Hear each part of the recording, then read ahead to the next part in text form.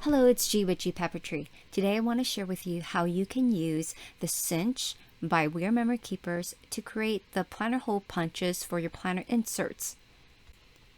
Now you can punch a variety of planner size inserts with this one machine. Although this machine is not intended to be a planner hole puncher, I find that it does a whole lot more than the other planner hole punchers in the market that can only handle 3, 4, or 5 sheets at a time. The Cinch, however, can handle up to 20 sheets of lightweight text paper. Now, the lightest weight is 20-pound text weight. I, however, use the 32-pound text weight, so I try to keep it at a maximum of only 15 sheets because the 32-pound text weights are thicker. Now, it's very simple to use this Cinch machine. All you need to do is go to the link in the description box, and there will be a link to click on so that you can download this sheet.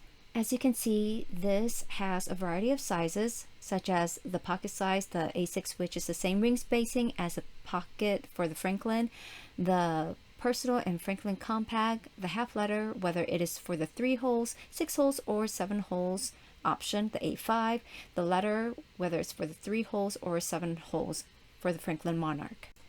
So let's say that I want to punch a half letter size insert and I want the 6 holes option.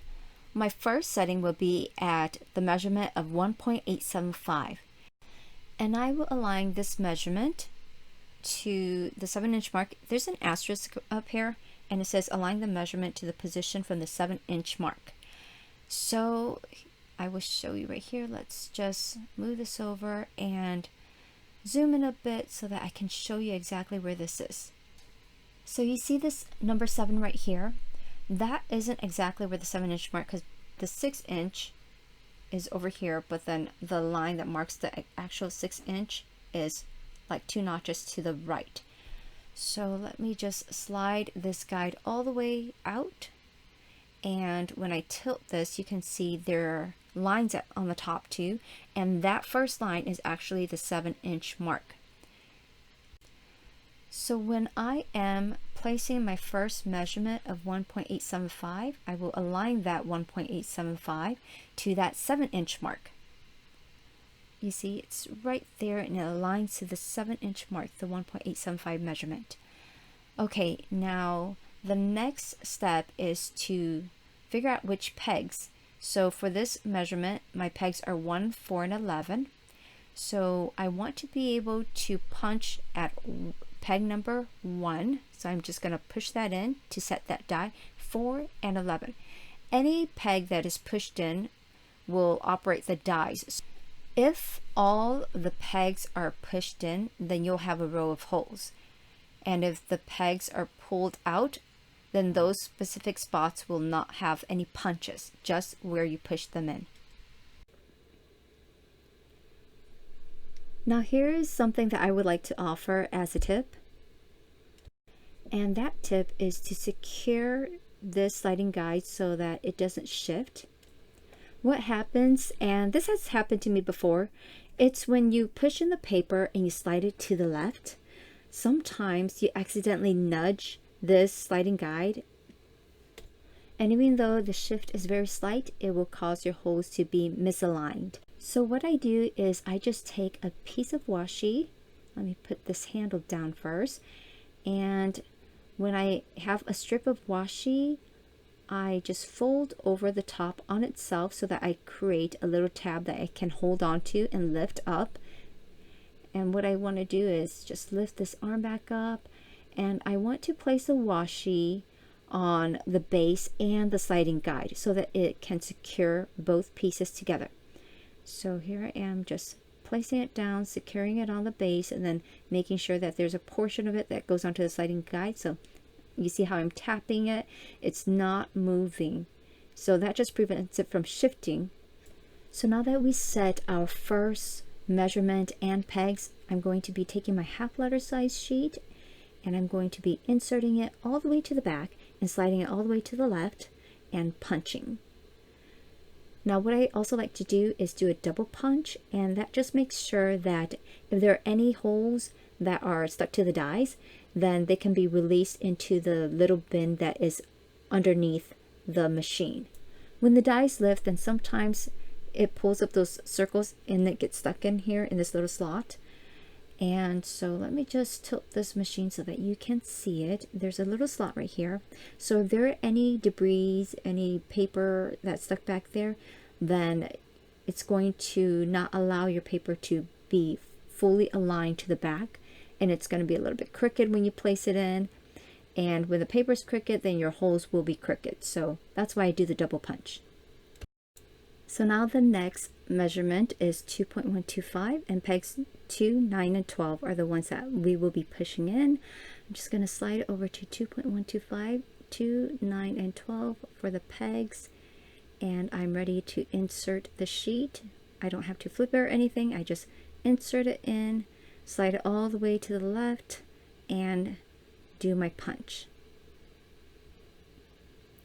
So now you can see I have 6 holes, and this will fit inside the A5 binder. Okay, so let's do the 7-hole punch for the same planner size. 1.25 is the first measurement at 8, 2 is the second measurement with pegs 1, 3, 5, 8, 10, 12. So we're going to be moving a little quicker because we already did the first one.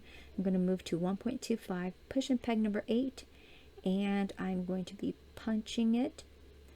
Alright, now on to the next measurement of 2 inches. So let's slide that guide all the way over to 2 inches. Setting in pegs 1, 3, 5, 8, 10, 12. And we're just going to push it in and punch it. And there we have it. We now have the 7 holes for the Franklin Classic size. Alright, now let's try the 7-hole punch, but now for the letter size. First alignment is at 1 inch, and it's going to be peg number 11. So I am just going to push this sliding guide all the way to the right. That will be 1 inch. I'm going to pull out all the other pegs so I don't create those holes, and I am pushing in peg number 11. So I'm going to place in my full letter size sheet and just punch it. That creates my first punch. So the next row shows that I need a measurement of 1.25, 246 for the pegs. So I'm just going to move that to 1.25, push in pegs 2, 4, and 6, and release peg 11. I'm going to slide in my sheet and punch it in. Alright, now the third row shows that I have the same measurement and alignment. Only difference is to flip the paper vertically. So that's what I'm going to do here. This is the easiest part. You just flip the paper, insert it into the machine, and punch it. So now I have this punched for the Franklin Monarch. I will be leaving links to some washi tape that you may be interested in, and I'll also leave links for the Cinch machine. Now, so that you are aware, there are 2 versions of the Cinch machine, so let me share that with you quickly. Now, just by looking at it, you can tell that there's a color difference, but it's not so much about the colors, but the kind of hole punches that it makes. Now, let me just lift this up. We know that this machine right here creates the circle holes. And if you look at the pegs, the ends are rounded. Regardless of the color that you find this machine in, just pay attention to the pegs. And if the pegs are rounded, then you know that it will create the circle holes. Okay, now let's move on to the other machine. As I tilt this up, you can see that these pegs are square. So this machine actually creates the square holes. Let me just share an example of how the holes look like. You can see the square holes for this machine over here, and then the circle holes for the other machine. So you want to make sure that you're using the one with the round pegs. I hope that this video has been helpful and that you will take advantage of downloading that planner hole punch settings sheet, and that you'll look into getting the Cinch machine if you don't already have one, or you can make more use of it if you have it in your craft room or in your office already. If you have any questions, leave it in the comments below, and I'll see you guys next time. Bye!